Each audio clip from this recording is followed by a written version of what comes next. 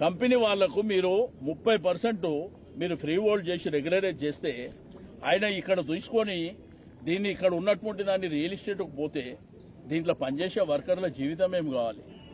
ఇంట్లో పనిచేసేటువంటి మరి కార్మికుల పరిస్థితి ఏంది? ఒక్కసారి ప్రభుత్వం ఆలోచన చేసిందా?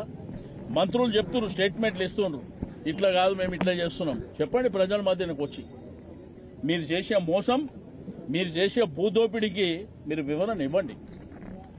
ఇట్లా అప్పనంగా అమ్మొచ్చా? మీరంటారు ఇండస్ట్రీస్ అంతా హైదరాబాద్ నుంచి బయట పంపేయండి, సంతోషం, మాకు అభ్యంతరం ఏం లేదు.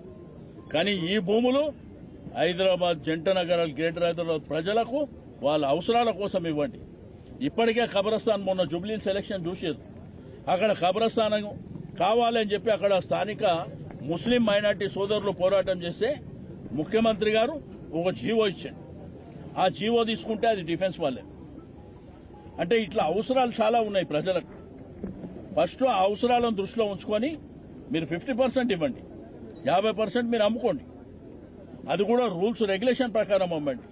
మీ ఇష్టానుసారం ప్రజలకు ఉన్నటువంటి భూమిని, ప్రజల ఆస్తిని మీరు దోపిడీ చేస్తామంటే మాత్రం ఎట్టి పరిస్థితుల్లో మిమ్మల్ని వదిలిపెట్టే సమస్య లేదు.